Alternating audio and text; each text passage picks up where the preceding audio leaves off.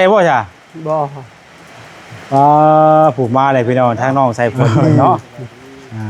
บ่จิตจื้อเพิ่นอยู่บ่เนาะว้าสวัสดีเนาะเลยบ่ได้เห็นหน้าเนาะบ่ได้เห็นหน้าเห็นตาแต่โดนเนาะมาจะปูร้อยไปเลยพี่น้องเอ้ยไปจะได้น้องคือว่าไปเฮ็ดการเฮ็ดงานช่วงกินนี่น่ะไปอาศัยเขาเฉยก็ได้ตามก่อนเขานึงพี่น้องเอ้ยเนาะเห็นอยู่บ่บ่จิตไปเฮ็ดงานหยังก่อนช่วงกินนี่ ก็สร้าง ไปงานก่อสร้างไปได้จักเดือนจะไป บ่ฮอดเดือนนะเฮ็ดงาน14มื้อ เฮ็ดงาน2ล้านแล้วก็มื้อ14มื้อเฮ็ด14มื้อโดยได้เงินโชว์หลาน โอ้14มื้อเนาะถือว่าได้ไวอยู่แล้วเพิ่นจ้างวันเท่าใดน่ะ วัน150,000นี่แหละ วัน150,000เป็นจังได๋มันหนักบ่คือว่านี่คือมาไวแท้หนักบ่อีกอย่างก็เป็นไข้ก็เข้าบ่พาไปห้องหมอล้านค่อยก็ยังมือโอ้แบบว่าเงินมาแต่บ้านให้ แบบว่าเฮาไปเฮ็ดงานนำเพิ่นน่ะไปเฮ็ดงานนำเพิ่นน่ะเพิ่นเฮาเป็นไข้เป็นหยังก็เพิ่นบ่พาเฮาไปใส่เนาะถูกบ่มีใบมาปุ๊บพอจุจะให้มันจะให้อีกกินหอดบ่ตู้จะให้บ่โดเป็นหยังคืออยากให้ยังให้ก็กินหอดประตูกินทอดตอนจะให้เนาะกินหอดแล้วหมู่คู่นี่แหละไปมาแล้วเห็นมาคือบ่แซมก็บ่คิดเห็นมาว่าเห็นมาคือว่าก็อันนี้ก็ยังดีแต่ว่าเฮาได้ขึ้นมาทางนี้เนาะคือเสาแต่ว่าบ่ได้ขึ้นมาเสาแท้เช้าเจ็บเจ็บหมดให้ตื่นโตจะไปเฮ็ดเวียกยาแล้วนี่พักผ่อนแน่ยาบ่ไปเป็นอาทิตย์เลยบ่สิไปเฮ็ดหันก็โตเมื่อยมีความในใจเนาะเป็นเสาแต่เป็นเช้าๆนี่แหละพอจะไปเฮ็ดที่อาหารจึงก็ว่าพี่เฮ็ดเจ้าได้อยู่นี่ว่าโอ้ยไปเลยบัดนี้เขาว่ามีพี่ได้เฮ็ดอยู่นี่ก็ว่าโอ้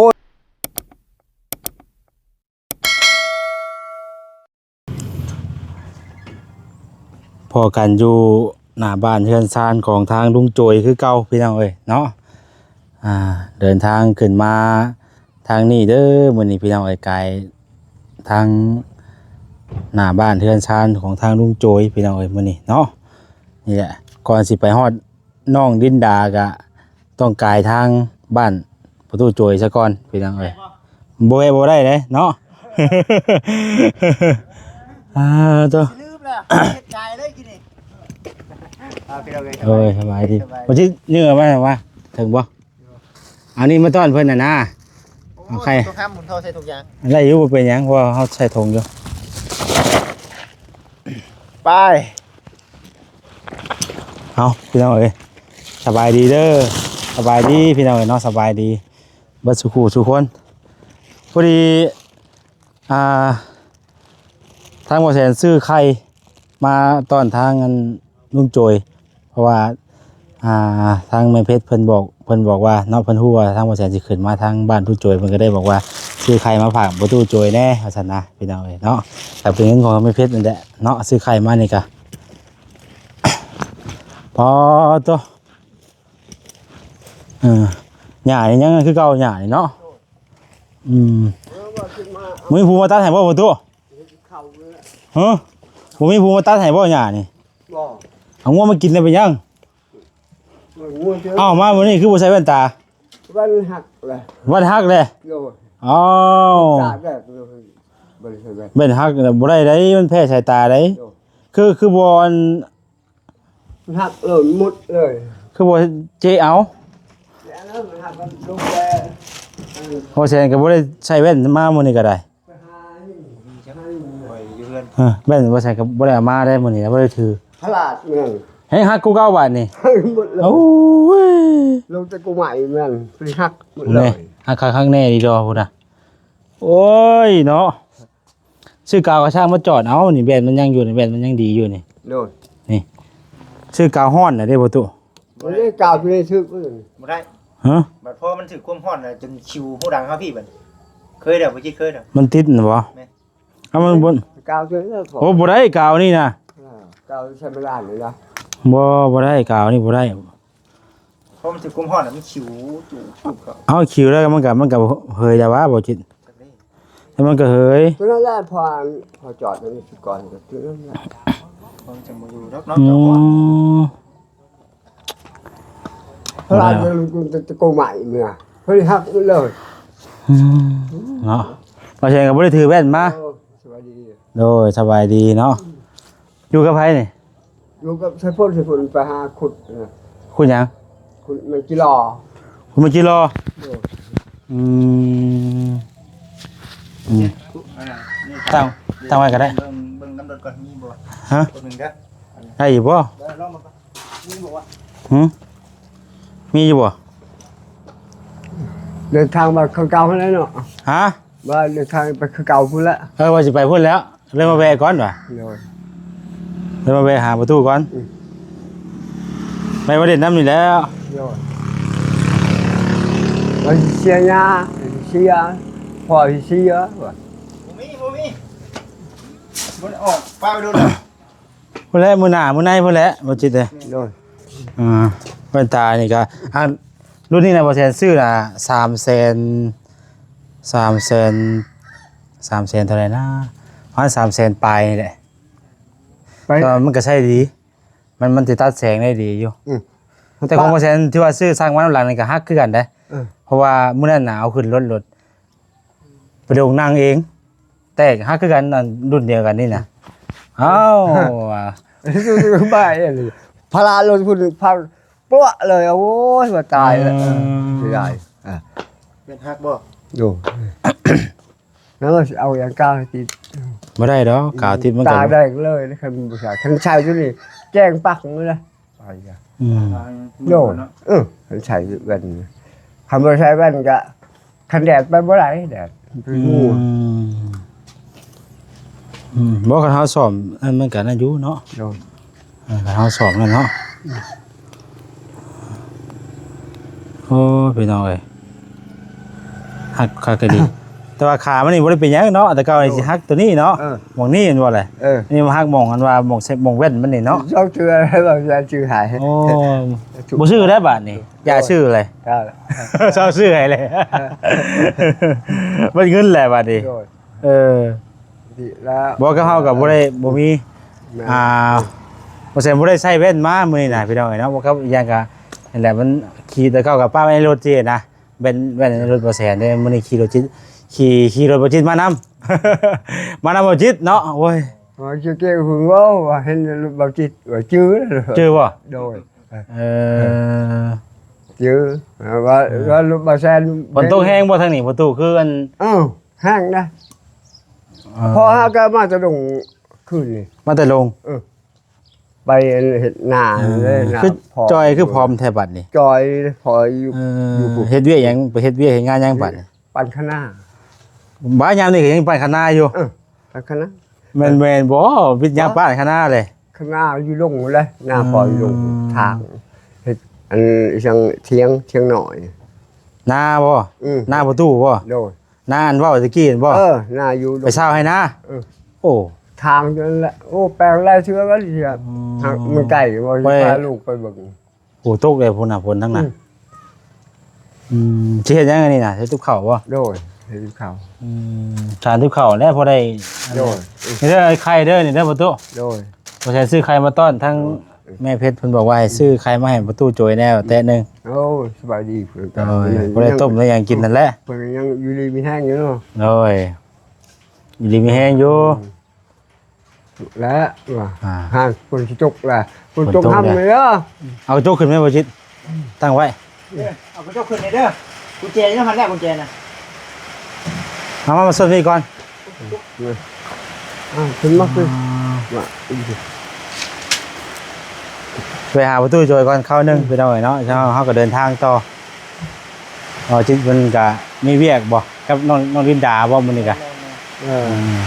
ก็เลยไปนํกันคือเก่าไปหน่อยเนาะ แล้วอยู่ดีมีแห้งทุกคนเด้อ โดย ตัดจะมาอีกก็ให้ยืดๆแห้งเพื่อนจะให้ โดย มีความสุขตลอดไป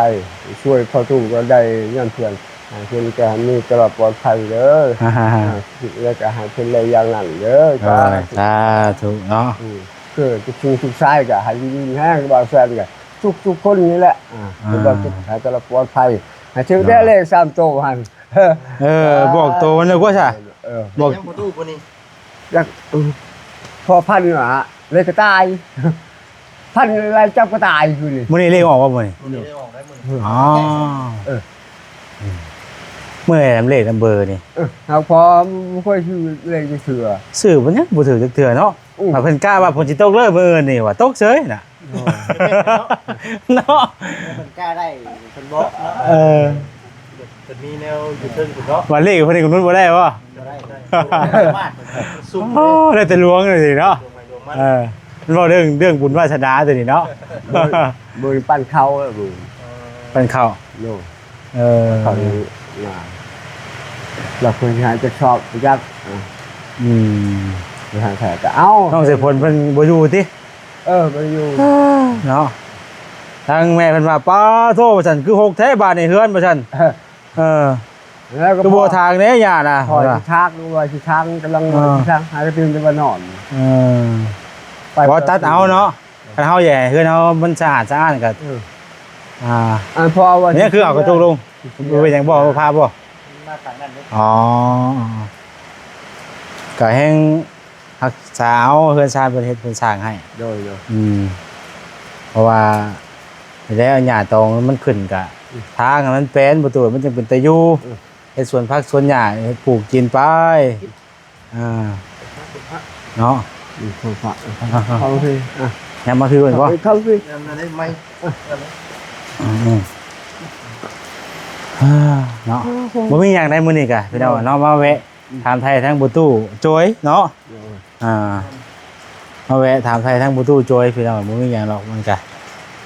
อาจสิบ่แวะกะคือบ่คักบ่ได้เนาะ กินฮอดเลยพวกลุงเพิ่นมาปุ๊บพอจุยังให้ มันยังให้อีก กินฮอด ประตูยังให้บ่ โด เป็นยังคือยังให้ ใครก็กินฮอด ประตูกินทอดตอนยังให้เนาะ กินฮอดแล้วหมู่คู่นี่แหละเพิ่นมาแล้วเพิ่นมาคือบ่แซ่บอีกอ่ะบ่คิดเพิ่นมาว่าเพิ่นมาคือว่า กะอันนี้ก็ยังดีแต่ว่าเฮาได้ขึ้นมาทางนี้เนาะ โดย ถ้าว่าบ่ได้ขึ้นมากะก็บ่ได้แวะประตูเอ้ย เมื่อนั้นพอได้ เฮาก็จักสิมาหยังกันบ่แหละค่ะเฮาบ่มีพี่เฮาก็บ่ได้มาเนาะ เมื่อนั้นได้ก็ห้องมันโทรหาเจ้าเมื่อแหละพอโทรหามันเด้ เพราะว่ามื้อนั้นน่ะพากันออกมาเลิกมื้อนั้นกะพากันออกมาประมาณ แล้วพวกเจ้า 2 ทุ่มเนาะว่าสิ เจ๊กอยู่นี่ฮะ เห็นบ่ จะบอกกันนะ โดย ไปหาการได้เว้ย หาการอยู่ ขึ้นก็บ่อยู่ เนาะฮักเด้ดี ฉันเดินแบบการเตะ ตำไม้จักดิ การเป็นคนกิน อันนี้เราจะผลมาเลยน่ะกิโล ทุกกิโล ตัวเอ้าบ่ได้เอาของยังใช่บ่จ้ะ บ่ ผูกมาเลยพี่น้องทางน้องใส่ผลเพิ่นเนาะสบายดีน้องเอาจะโรยไว้ก่อน เอาไว้ก่อน เปียกเนาะล้างมือ ใครจะได้กินบัดนี่คนมาแหละ ขัว แจวเคยเห็นบ่แจวป่น คนแก้วกิน มันได้หน่อยกับป่นแจว กินกัน ดูเจ้าหากิน คือเสาแท้เลยคือเป็นเสาแท้ ชอบเจ็บเจ็บหมดเลยตัวโตจะไปเฮ็ดเวียกยาแล้วเลย พักผ่อนแน่ ยาบ่ไป เป็น อาทิตย์เลย บ่ชื่นใจว่า ไปเฮ็ดหันก็โตเมื่อย มีความในใจเนี่ย เนาะเป็นเสาแท้ เป็นเศร้าๆเลยนะพอจะไปเฮ็ดที่อาหารจึงก็ว่าพี่เฮ็ดเจ้าได้อยู่นี่ว่าโอ้ย เอาไปเลยบัดนี้ เขาว่ามีพี่ได้เฮ็ดอยู่นี่ก็ว่าโอ้ยให้มันตายเฮียตัวมันจะได้ก็จะให้มันตายเฮีย คือบ่ให้เพิ่นเฮ็ดให้แนวมีเงินมีคำร่ำรวยไปมื้อหน้าบ่ สบายดีเด้อ โดยสบายดีเนาะ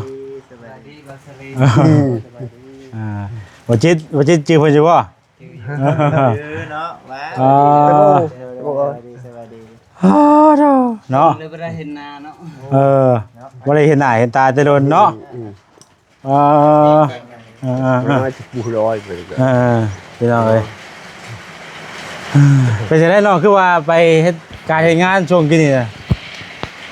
ฮะไปอาศัยเขาเชื่อก็ได้ตามก่อนเขาหนึงพี่น้องเอ้ยเนาะเห็นอยู่บ่บ่จิต เห็น ไปเฮ็ดงานหยังก่อนช่วงกี้นี่ ก็สร้าง ไปเฮ็ดงานก่อสร้าง เลย ไปได้จักเดือนจะไป มาฮอดเดือนนะเห็นงาน14มื้อ เฮ็ดงาน 2ล้านแล้วก็มื้อ 14มื้อเฮ็ด14มื้อ เลย ได้เท่าไหร่ โอ้14มื้อเนาะถือว่าได้ไวอยู่แล้วเพิ่นจ้างวันเท่าใดน่ะ วัน150,000นี่แหละ วัน150,000เออ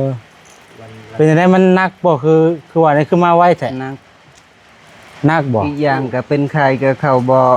พาไปห้องหมอล้านคอยก็ยังมือ โอ้แบบ โอน ว่า เงินมาแต่บ้านให้ แบบว่าเฮาไปเฮ็ดงานนำเพิ่นน่ะไปเฮ็ดงานนำเพิ่นน่ะเพิ่นเฮาเป็นไข้เป็นหยังก็เพิ่นบ่พาเฮาไปห้องหมอใช่บ่ บ่มีใบสมนูเพิ่นบ่ฮับบัดนี้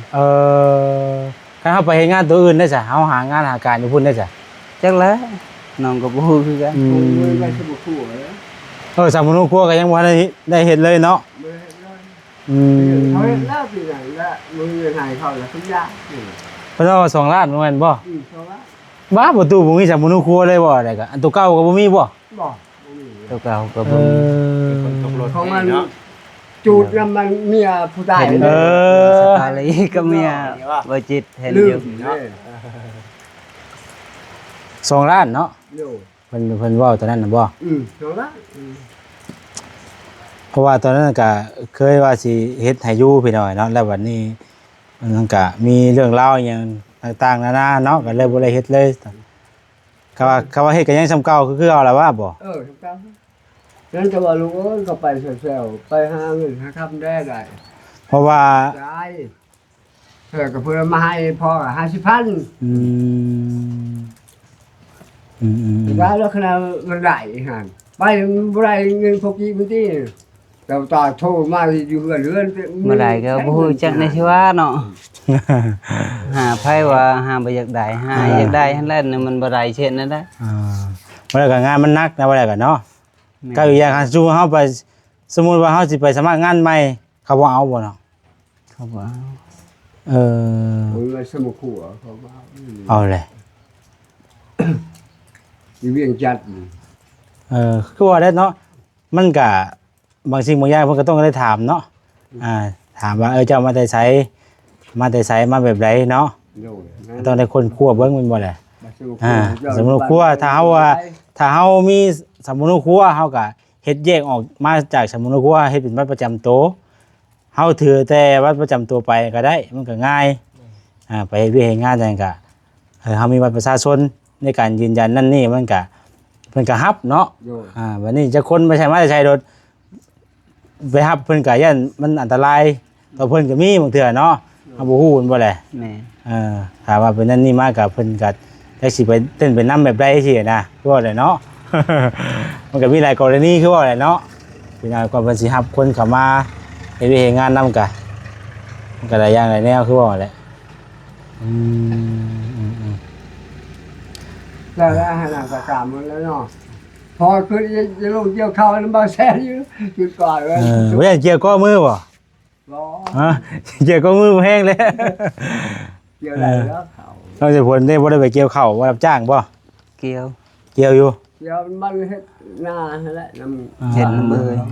มื้อนี้บ่ได้เกี่ยวบ่มื้อนี้ แล้วบุญพลาด โอ้ มื้ออื่นแล้วเขาผาดเขาปัน มื้อนี้เป็นมื้อปั้น แล้วเอาเท่านั้นเห็นไหม ข้าวอยู่ข้าวกินได้ใช่เพราะกันอยู่กันกินได้ใช่จุ่ม ยัง เบิดได้ว่าข้าวน้ำจำปาที่ว่าจะซื้อมาให้ ยังเลยนึง อย่างไรนึงเนาะพอดีแล้วเฮาก็ไปซอยเพิ่นเฮ็ดปั้นข้าวบ่ โดย เพิ่นสิเอาให้เท่าใด ทดสอบ เพื่อให้เอาเท่านั้น เพิ่นให้เท่าไหร่ก็เอาเท่านั้นเพิ่นมาให้เลยก็บ่ว่าหยัง พ โอ้ยเนาะคือมื้อนี้ก็ฝนตกฝนดินพี่น้องเพิ่นก็บางคนก็ยังเกี่ยวอยู่เลยเนาะมันตกเป็นบางพื้นที่คือว่าหั่นแหละนึกว่าทางน้องสิพลเพิ่น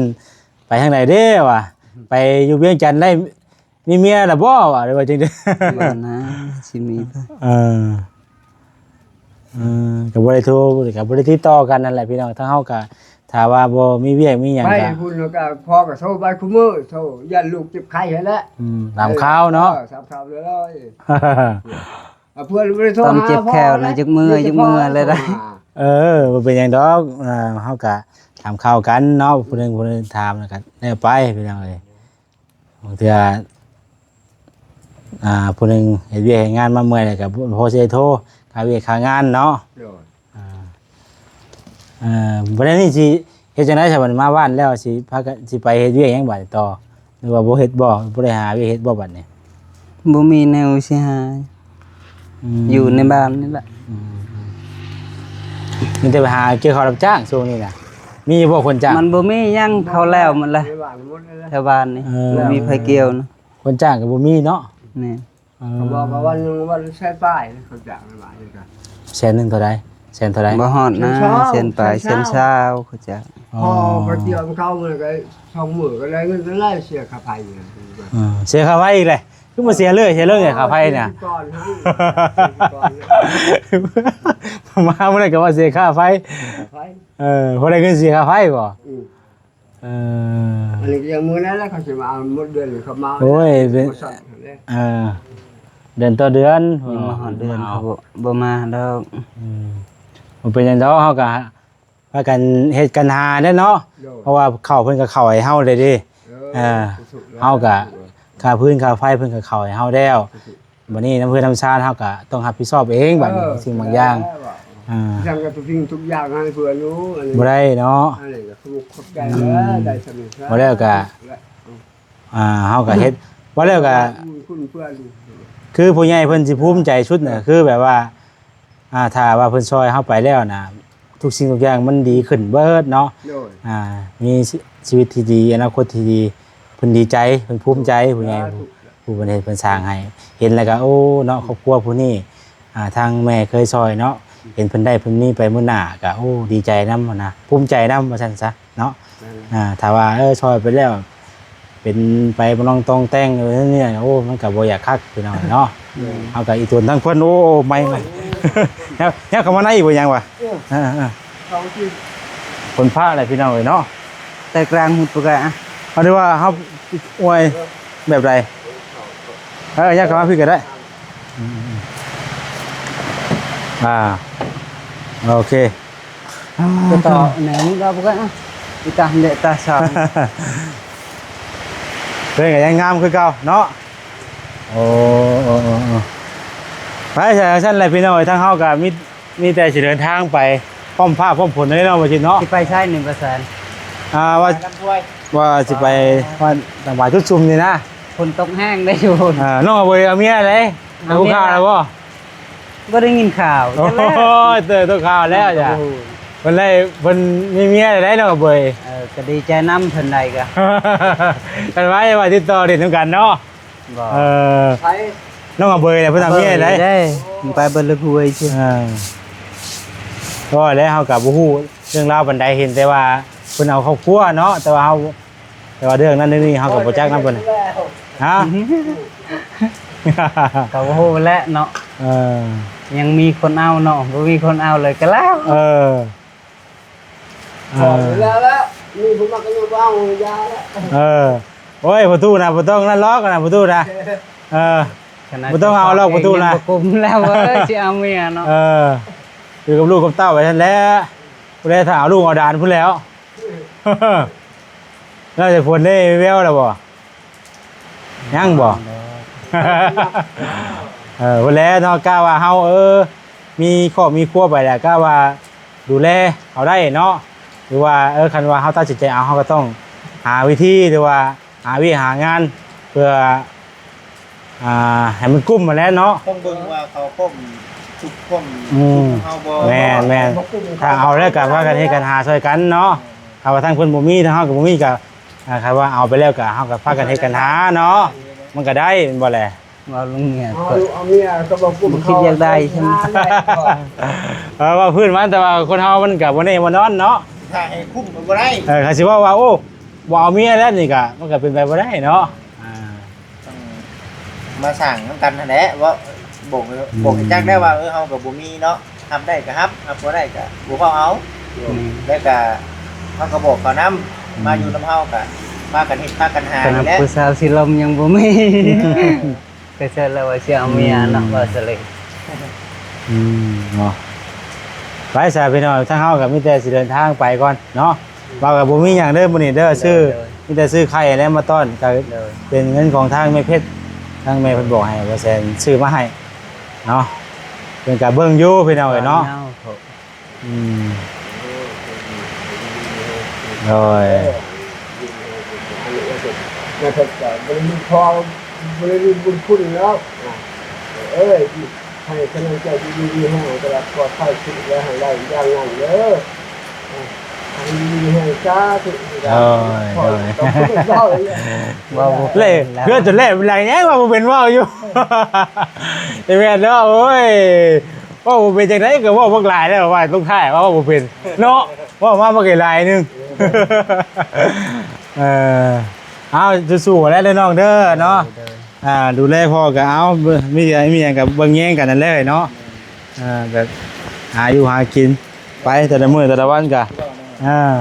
ตรงนี้ก็พระเอามาหั่น เบิ่งแย่งกันไปพี่น้องเนาะเมื่อน้ำซันแหละ แล้วบ่คือไปลูกไปกินฮอดพอเรากันเว้าอยู่เพราะลูกถ้าว่าเฮาก็ติดต่อเบิ่งถ้าว่ามีการมีงานดีๆเนี่ยก็เฮาก็ไปบ่ได้เงินใช้เงินจ่ายแหละเนาะ ถ้าท่อเขาไปไทยแซ่ๆอยู่เขามีบัตรเด้ ก็ผลพลาดแล้วบัดนี้พี่น้องเอ้ย